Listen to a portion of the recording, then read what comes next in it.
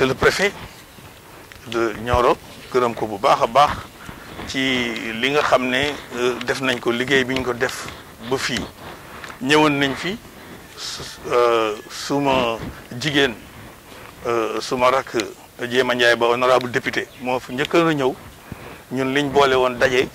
dajale ko mu indi ko ñu appuyer ba affaire bi commencé rek ñu appuyer corps médical appuyer l'administration commencé ko ci xale yi nekkoon université ñu jox leen kaar ñu ñëw jël matériel bu takku indi woon ko fi te itam dañ ñëwaat fii pour gën a yokk parce que xam nañ ne weeru koor bi mu ngi ñëw nit ñi dinañ soxla dara mais aussi que lutte bi war na gën a continuer li nga xam ne moo fi xew Daaru Salaam war na gën a tax ñu gën a am vigilance parce que cas am na fi cas nag su fi amee nag xeex bi day changé bu yàgg cas amuloon ñu ngi félicité liggéey bu rafet bi ñu fi def mais cas am na ñu ngi encouragé encore nit ñi di ñaax nag ñaax bi mooy lenn ñun meluñ ni Dakar yu bëri lañ soo ñëwee Saloum ñëpp bokk ñëpp bokk kër ñi ñooy bokk sax lekk donc loolu daf ma tiital parce que bi nga xamee ne cas bi xew na Daaru Salaam déjà rek ci liñ dégg monsieur le préfet dina ko wax xam na mais presque 70 personnes déjà laal na ko te loolu ci lu gaaw ci ñaari fan donc ñun ñi nga xam ne dañuy dund en famille kër goo dem macha allah da nga fa fekk ñu bëri xale yu ndaw yi ñëpp ngi jaxasoo dañu war a changer loolu moo tax ñu gën a ñëw fii di insister ci loolu insister bi nag lu tax bu ñu jógee Dakar gis nañ ne Dakar ñoom presque ñëpp a ngi sol masque mais biñ ñëwee fii ay li gis ci masque ñi sol masque bëriwuñ ay 3-4% ci ñi ma rencontré loolu dafa tuuti soo duggee ci kër yi sax dañ wóolu seen bopp ci seen i biir kër mais damay wax ne loolu ci këru Dakar xëy na mais kër yu mel nii ñoo xam ne ku nekk ngi génn bëccëg dem loolu sol masque dafa war dafa jaadu dañ ko war a seet parce que su fekkee ne am nañ fi ay cas day métti trop ko foog naa loolu juñu daal doy na borom xel ci loolu lu ni mel nañ waxaat population bi ci ne leen dañu war a sol masque ci biti ak ci seen biir kër et ñu fexe ba nga xam ne aussi ni ñuy vivre en famille ñu jéem a xool ba sellal ko bu baax en tout cas ci loolu ñun indi nañ loo xam ne man ay raxasukaay lañ kër gu nekk ci biir Nioro compté nañ ko ay junneeg dara la indi nañ ñaari junne jumtuwaay pour raxasu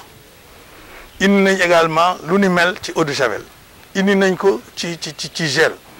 indi nañ également loo xam ne dinañ mën a xool ci centre de santé yëpp nit ñi seen température indi nañ ñaar fukki thermoflash indi nañ daal matériel jumtuwaay yoo xam ne pour ñëw dimbale jàppale autorités yi ku jëkkee ko ci préfet bi nga xam ne moom mooy jiite xeex bi ak ci corps médical bi ak ñeneen ñëpp ak imam yeeg yëpp ñu ñëw indi ko jébbal leen ko pour que li fi xew Daaru Salaam mu doon cas boo xam ne ñu ñaan yàlla rek mu yem fi loolu daal moo tax ñu ñëw fii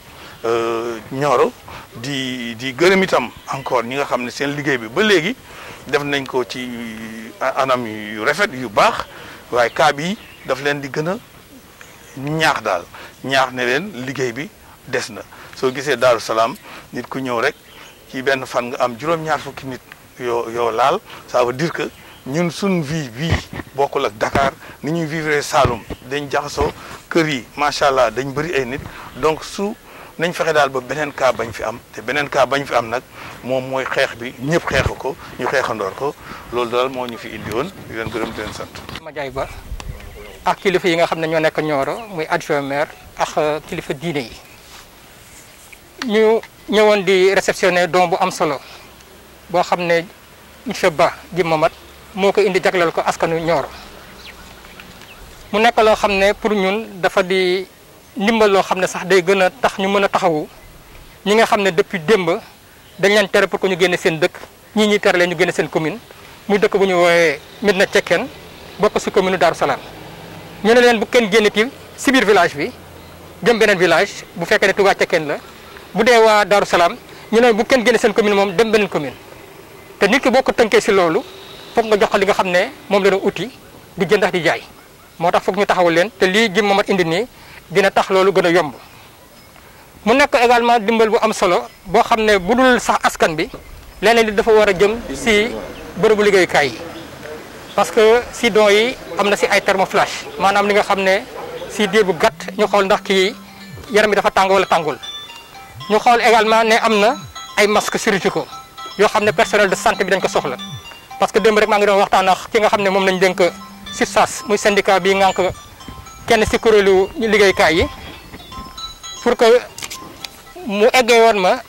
li nga xam ne ñoom loolu lañ doon soxla mu ñu gën leen gunge ngir aar leen ñu am ay masques am ay yeneen jumtukaay yoo xam ne bu feebar dikkee du leen gaaw a dal. donc yooyu bu ko jëm indee lii war jëm si askan bi li war a jëm si faj ñiy faj lu am solo la te dafa nekk également une réponse pertinente par rapport ak li nga xam ne borom réew mi président de la république loolu la ñaanal ku nekk. ma waxoon ni leen responsable politique gu Nioro yi dinañ ñëwaat njëkkoon nañoo ñëw comme ni ko Mamat waxee keroog ba ñu nee feebar bi taxaw na rek dañoo defoon élan de solidarité te Mamat lam te joxe woon moo ci ëppoon lu mu joxe woon tey dellu siwaat na wane cofeelam ci population département de Nioro ndax lii ku ko gis mu ci dolo ci tolluwaay ci li nga xam ne moom la indi ñu xayma ko ci ay lopp ñaar fukki millions ñu tegaat encore ci en terme de produit parce que li mu indi dafa bare soo ko calculer ëpp na fukki produit ak ñeent wala juróom ci loo xam ne indi na ko mu jëm ci li jëm ci poste de santé yi ak li nga xam ne moom la askan wi war a jëfandikoo pour cet ak setal ak li nga xam ni moom la askan wi war a dundee foog naa ni lii tey lu ñuy rafetlu la mu tombeen nag ak waxtu woo xam ni tey département bi dañoo tiit dañoo jaaxle ndax bokkuñu woon ci pandémie bi mais tey am nañ cas boobu. ndax du feewu jàmm balaa bii nga xam ne tey moo tax fii tey lépp daje fii tey ñu ngi ñaan yàlla emale ko fi yàlla jeexal ko fi ñu ngi nuyu préfet bu baax di ko gërëm